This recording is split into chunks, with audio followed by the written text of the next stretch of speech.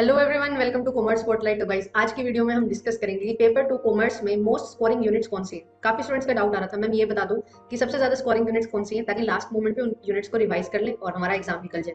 तो देखिए, स्टार्टिंग में ही थोड़ा सा डिस्क्लेमर दे देती हूँ कि मोस्ट स्कोरिंग यूनिट्स पता होना अच्छी बात है, बट अगर आप ये सोच के समझ रहे हो कि अभी सिर्फ इन यूनिट्स को कर लेंगे तो हो जाएगा, तो आज के टाइम पे ये थोड़ा सा इम्पॉसिबल है। ठीक है, बट एनीवेज मैं आपको ये चीज़ के लिए हेल्प कर सकती हूँ, ताकि जब आप अपनी स्ट्रेटेजी बना रहे होंगे ना कि किस तरीके से पढ़ना है, तो अगर आपकी कुछ यूनिट्स ऐसी होंगी, जो यूनिट्स मैं बताने वाली हूँ कि हाँ ये स्कोरिंग यूनिट्स हैं, वो मेरे एक्सपीरियंस पे बेस्ड है टोटली। किस तरीके से मुझे हेल्प हुई थी ड्यूरिंग माय प्रिपरेशन, वही सारी चीजें मैं आपको बताने वाली हूँ, जो मेरा एक्सपीरियंस रहा है प्रिपरेशन का। और अब जो जिस तरीके से ट्रेंड चेंज हो रहा है, वो चीज मैं एनालाइज कर पा रही हूँ। तो वो सारी चीजों पे ही बेस्ड मैं आपको यूनिट्स हैं जो बताने वाली हूँ, जो मोस्ट स्कोरिंग यूनिट्स रहती है, और किस बेसिस पे मैं उनको मोस्ट स्कोरिंग यूनिट्स बोल रही हूँ, वो सारी चीजें भी हम डिस्कस करते हुए चलेंगे, ताकि आपको एक बेटर आइडिया मिल सके कि किस तरीके से हमें यूनिट्स को टारगेट करना है, किस यूनिट को किस तरीके से पढ़ना है। इसके लिए मैंने डिटेल 10 वीडियोस भी बनाई है हर यूनिट के लिए, तो आप उनको भी रेफर कर सकते हो। और आज की क्लास में भी मैं आपको बताती हुई चलूंगी कि किस यूनिट को किस तरीके से पढ़ना है, ताकि आपके लिए वो मोस्ट स्कोरिंग यूनिट्स बन सके। ठीक है, तो चलिए स्टार्ट करते हैं वीडियो को, जान लेते हैं मेरे बारे में कुछ। मेरा नाम है आयुषी और हाल ही में नेट जेआरएफ क्वालिफाई किया है। कॉमर्स एजुकेटर हूँ जेआरएफ अड्डा प्लेटफॉर्म पे, तो आप मुझे ज्वाइन कर सकते हैं। कॉमर्स वहाँ पे टीच करती हूँ, साथ ही साथ पेपर 1 भी टीच करती हूँ। और कॉमर्स स्पॉटलाइट नाम से ही एक टेलीग्राम चैनल भी है, जिसमें मैं सभी क्लासेस की पीडीएफ है जो शेयर कर देती हूँ, ताकि आपको ईज रहे और आप अच्छे से रिवाइज कर सके अपना कंटेंट सारा। तो आप उसको भी ज्वाइन कर सकते हैं। क्विजेस भी रहती हैं जिसमें हम कुछ क्वेश्चंस प्रैक्टिस करते हैं, तो वो भी आप एक्सेस कर सकते हैं। तो चलिए मोस्ट स्कोरिंग यूनिट्स की बात करेंगे। तो मैंने यहाँ पे आपके लिए जो पेपर 2 में 10 यूनिट्स हैं उनको सेपरेट कर लिया है, और 3 ब्लॉक मैंने बनाए हैं। हमेशा से ही ये 3 ब्लॉक आपको बना के रखने हैं, क्योंकि यहाँ पे आपकी जो यूनिट्स है ना इसी तरीके से दी हुई है। कुछ यूनिट्स में न्यूमेरिकल पोर्शन ज्यादा होना, ठीक है, कुछ चीजें हैं जो ग्राफ के थ्रू आपको समझ आएंगी, कुछ थ्योरीज वगैरह हैं उनके थ्रू आपको समझ आएंगी, बहुत सारी थ्योरीज आपको याद करनी होंगी, मॉडल्स आपको याद करने होंगे। और कुछ यूनिट्स ऐसी हैं जो बहुत फैक्ट्स पे बेस्ड है, फैक्चुअल आपको चीजें याद रखनी होंगी, प्रोविजंस आपको बहुत सारे याद रखने होंगे। उन्हीं बेसिस पे आपकी यूनिट्स यहाँ पे डिवाइड की जाती हैं। तो मैं अपने अकॉर्डिंग यहाँ पे आपको बता रही हूँ, जो मेरा मानना है कि किस अकॉर्डिंग स्कोर किया जा सकता है, जिस तरीके के क्वेश्चंस बन रहे हैं, कैसे आपको वो हेल्प कर सकती है। एक पर्टिकुलर यूनिट अगर आप उसको अच्छे से कर लेते हैं प्रिपेयर, तो आपको वहाँ पे बहुत ज्यादा मैक्सिमम जो रिटर्न है आपका मिलने वाला है। तो बात करेंगे सबसे पहले यहाँ से, जो सेट 1 है वो चीज मैं यहाँ पे आपके लिए लेके आई हूँ, जहाँ पे इकोनॉमिक्स, स्टैट्स, फाइनेंस और अकाउंटिंग, मेनली ऐसा पोर्शन जहाँ से प्रैक्टिकल क्वेश्चन, न्यूमेरिकल क्वेश्चन ज्यादा पूछे जाते हैं, वो पर्टिकुलर क्वेश्चन मैं आपके लिए लेके आई हूँ। स्टेट आपके लिए मैंने बनाया है, और मेरे अकॉर्डिंग जो मोस्ट स्कोरिंग सेट है वो यही सेट है। कैसे है वो ये सेट, यहाँ पे देखते हुए चलिएगा। देखिए यहाँ पे क्या है ना, लिमिटेड टॉपिक्स आपको मिलेंगे, ये चीज बहुत क्लियर है। स्टैट्स में भी जो आपके मेजर टॉपिक्स है ना, अगर आपने उनको समझ लिया, तो उनसे कोई भी क्वेश्चन बनता है ना, वो आप बहुत इजीली क्रैक कर सकते हो। यहाँ पे चीजें अंडरस्टैंडिंग वाली ज्यादा है, कंसेप्ट्स आपको क्लियर होने चाहिए। With the help of numerical आपको चीजें पता होंगी, रियल लाइफ में किस तरीके से यहाँ पे काम हो सकता है, वो सारी चीजें अगर आपको पता होंगी ना, तो बहुत इजीली आप इन यूनिट्स को समझ पाएंगे, समझ के बहुत इजीली अप्लाई कर पाएंगे उन कंसेप्ट्स को अपने क्वेश्चंस में, जो पेपर में पूछे जाते हैं। क्वेश्चंस बहुत इजी ही यहाँ से पूछे जाते हैं। इजी मैं क्यों कह रही हूँ, क्योंकि वो कंसेप्चुअल होते हैं। अगर आपने एक बार कंसेप्ट समझ लिया है, उसको अच्छे से पढ़ लिया है, तो आपके लिए बहुत ईजी हो जाएगा। वो कोई भी हो, स्टैट्स हो, फाइनेंस हो, अकाउंटिंग हो, इकोनॉमिक्स हो, किसी भी यूनिट्स में आप ये चीज आजमा के देख सकते हो। आपको जब इकोनॉमिक्स में पता है कि आपके पास डिफरेंट फॉर्म्स ऑफ मार्केट है, वहां से क्वेश्चन आना ही है, वहां से ग्राफ बेस्ड क्वेश्चन आएगा आपके पास, तो आपको वो ग्राफ याद करने हैं। किस तरीके से वो ग्राफ बनेंगे, किस तरीके से मार्केट रिएक्ट करती है, वो आपको कैरेक्टरिस्टिक्स पता होंगे, तो कैरेक्टरिस्टिक्स से क्वेश्चन आएगा वो भी आप कर लोगे, कोई ग्राफ वाला क्वेश्चन आएगा वो भी आप कर लोगे। कैसे प्रॉफिट कैलकुलेट होगा, किस तरीके से अच्छे से सुपर नॉर्मल प्रॉफिट अर्न कर रही है या नॉर्मल प्रॉफिट अर्न कर रही है कोई कंपनी, कोई फर्म, वो आपको पता लग जाएगा। तो उसी बेसिस पे आप इजिली क्वेश्चन है जो कर पाओगे। इकोनॉमिक्स में बहुत ज्यादा क्वेश्चन आपको ग्राफ वाले मिलते हैं, और यहाँ पे ग्राफ को समझना बहुत ज्यादा इंपॉर्टेंट है। और अगर आपने एक बार ग्राफ को समझ लिया, किस तरीके से ग्राफ बना है, आपके लिए बहुत ईजी हो जाएगा इकोनॉमिक्स के क्वेश्चन सॉल्व करना। 10 में से 7 से 8 क्वेश्चन तो इसी तरीके के आपसे पूछे जाते हैं। टॉपिक लिमिटेड है, प्राइसिंग स्ट्रेटेजीज आएंगी तो वो आएंगी, ठीक है, बिजनेस फॉर्म की स्ट्रेटेजीज आएंगी, प्रॉफिट की स्ट्रेटेजीज आएंगी, वो आएंगी, तो वो लिमिटेड है, वो आपको याद करनी है और आप इजीली याद कर सकते हो। आपको पता है कि कॉस्ट और रिवेन्यू है, इसमें रिलेशनशिप पूछा जा सकता है। डिमांड एनालिसिस आता है, तो डिमांड एनालिसिस में क्या है, आपको यही पूछा जाता है कि increase in demand, decrease in demand, फिर प्राइस इलास्टिसिटी में पूछा जाता है। टोटल एक्सपेंडिचर मेथड है, वो करना है, एक बार समझना है, समझ लिया तो आप किसी भी क्वेश्चन को उसको सोल्व कर सकते हो, अगर आपने वो चीज समझ ली।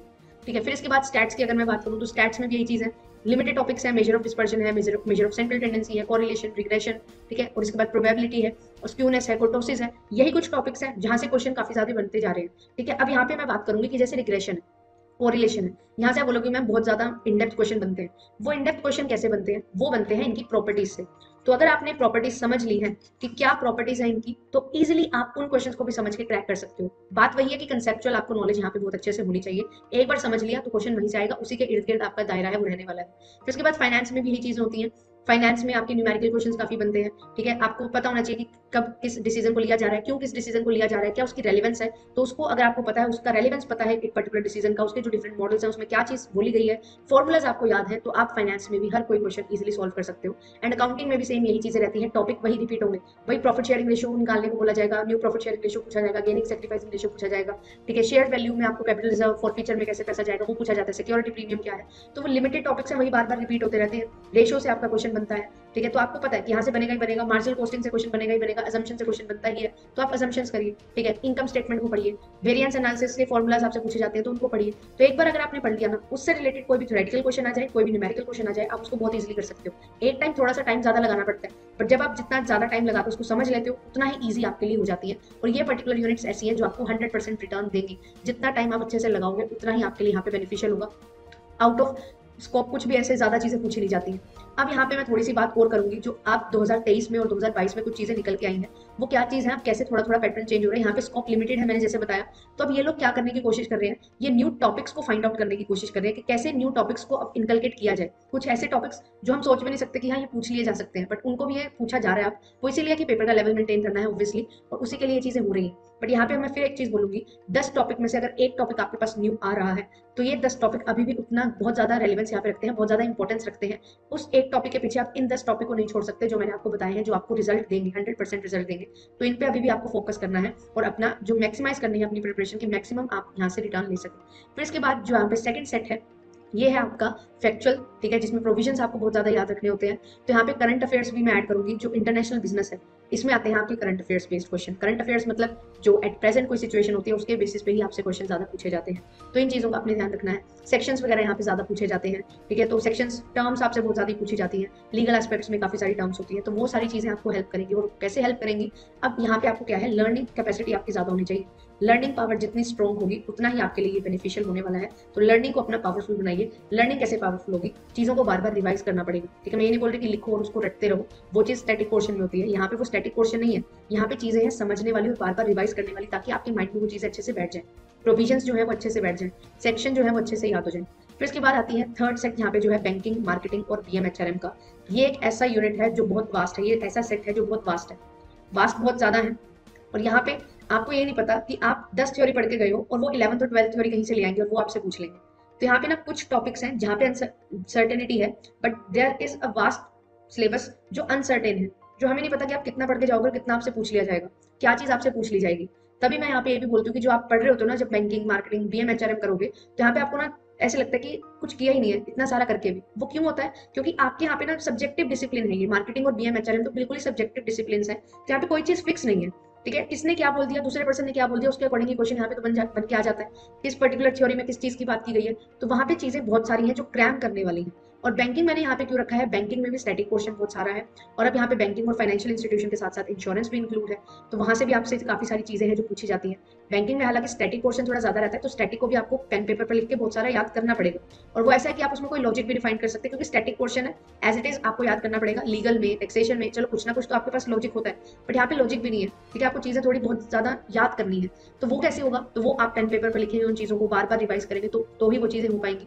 तो यहाँ पे सबसे ज्यादा स्कोरिंग की अगर मैं बात करूं तो मेरे अकॉर्डिंग यहाँ पे आता है सेट नंबर 1, फिर उसके बाद सेट नंबर 2, देन आता है सेट नंबर 3।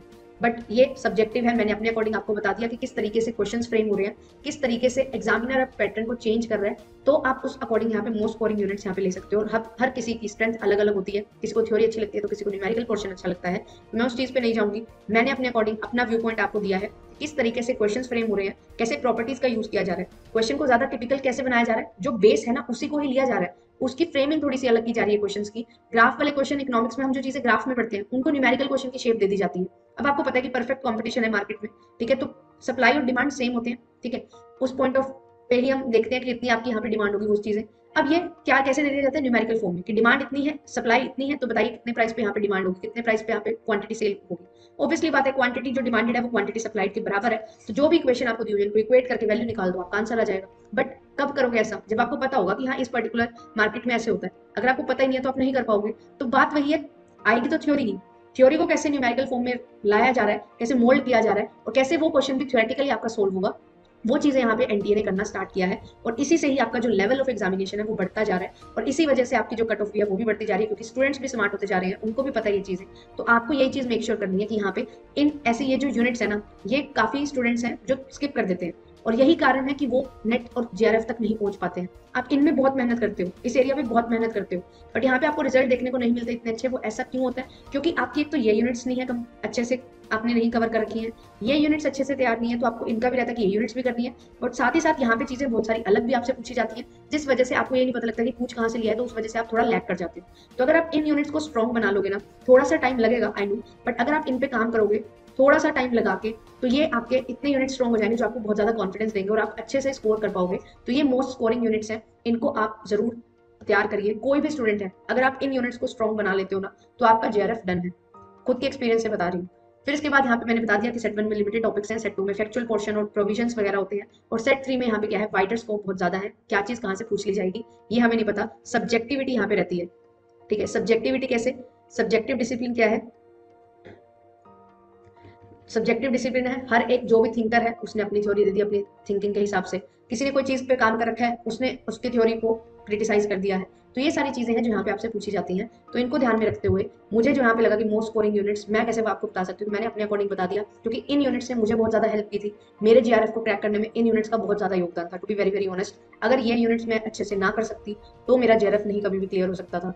इन यूनिट्स पे कमांड आती है तो आपको थोड़ा कॉन्फिडेंस और आता है, और आप और थोड़ा कॉन्फिडेंस गेन करके बाकी यूनिट्स भी हैं उनको भी अच्छे से करना स्टार्ट कर देते हो, क्योंकि यहाँ पे ना आप जितना रियल लाइफ से रिलेट करोगे मार्केटिंग और एचआरएम को, उतना ही आपके लिए ईजी हो जाएंगी चीजें, उतना ही आपको अच्छे से समझ आएंगी। तो यहाँ पे आप इस तरीके से काम कर सकते हो, जो थोड़ा स्टैटिक पोर्शन है उसको आप लर्न कर सकते हो, बट यहाँ पे आप जब टाइम दोगे तो आपको रिजल्ट 100% पॉजिटिव देखने को मिलेंगे। तो इन यूनिट्स पे काम करिए सेट 1 पे, देन सेट 2 पे काम करिए, तो ऑटोमेटिकली सेट 3 भी आपका इंप्रूव होता चलेगा, और जिनका सेट 3 स्ट्रॉन्ग है उनको सेट 1 पे काम करने की बहुत ज्यादा जरूरत है। क्लियर? तो ये कुछ वीडियो थी आज की क्लास में, मैंने यही चीजें आपसे डिस्कस करनी है कि किस तरीके से आपको यहाँ पे स्कोरिंग यूनिट्स बता सकूं, और वो मैंने आपको बता दी है। अगर आप चाहते हो एटम बैच में एनरोल होना तो आप ज्वाइन कर सकते हैं, ठीक है। रिवीजन सीरीज स्टार्ट होने वाली है, जिसमें हम रिवीजन करते हुए चलेंगे, थ्योरी पढ़ेंगे, देन उसके क्वेश्चंस भी प्रैक्टिस करते हुए चलेंगे, ताकि आपको एक कंप्लीट पूरा स्ट्रक्चर्ड वे में चीजें मिल जाएं और आप अच्छे से एप्लीकेशन सीख जाएं। रिवीजन के साथ साथ आपको पता लगेगा कि क्वेश्चन भी कैसे अटेम्प्ट करने हैं, तो expected questions and previous year questions करते हुए चलेंगे रिवीजन के साथ साथ। तो आप ज्वाइन कर सकते हैं पेपर 1 एंड 2। मिलेंगे आपसे नेक्स्ट वीडियो में। Thank you so much, bye bye.